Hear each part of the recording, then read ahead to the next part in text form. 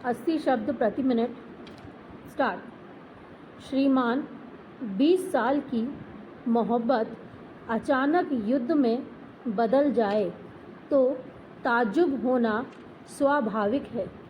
यही युद्ध की स्थिति चीन और अमेरिका के बीच बन रही है। जुलाई 1971 को तत्कालीन अमेरिकी विदेश मंत्री ने चीन की यात्रा की थी। अगले 2-3 वर्षों में क्रमशः 3 बड़े अमेरिकी नेता चीन गए थे। उसके बाद आपसी व्यवहार और मोहब्बत का नया सिलसिला दोनों देशों के बीच शुरू हुआ।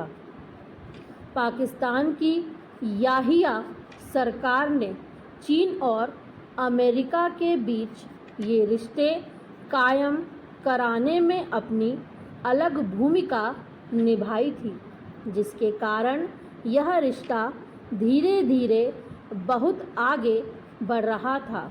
असल में अमेरिका को उन दिनों एक बड़े बाजार की ज़रूरत थी और भारत में तत्कालीन इंदिरा गांधी की सरकार आत्मनिर्भरता पर ही ज़्यादा जोर दे रही थी। इसलिए अमेरिका का यहाँ बाजार बनाना कोई आसान काम नहीं था। चीन को भी पूंजी निवेश की ज़रूरत थी, इसलिए दोनों देशों के लिए वह माहौल अनुकूल और बहुत अच्छा था। बीच में पाकिस्तान भी दोनों का चहेता बना हुआ था, लेकिन आज हालात यहाँ तक पहुँच गए हैं कि 4 फरवरी को अमेरिका ने चीन के साथ व्यापारिक प्रतिबंधों की घोषणा कर दी।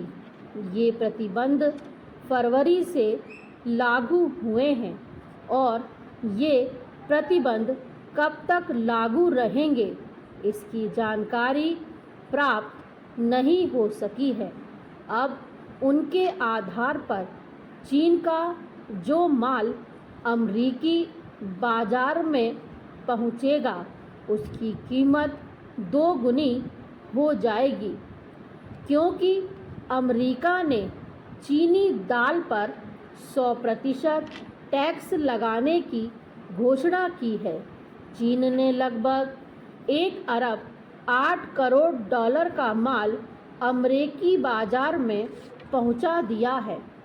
इनमें से कई किस्म के माल हैं, जिनमें मछली मारने से लेकर खेलकूद, टेलीफोन तक शामिल किए गए हैं। जाहिर है कि इस बात से चीन को भारी झटका लग सकता है, लेकिन चीन ने अमेरिकी धौंस पट्टी के सामने झुकने की बजाय ठीक वही कार्यवाही अमेरिकी माल के खिलाफ कर दी है।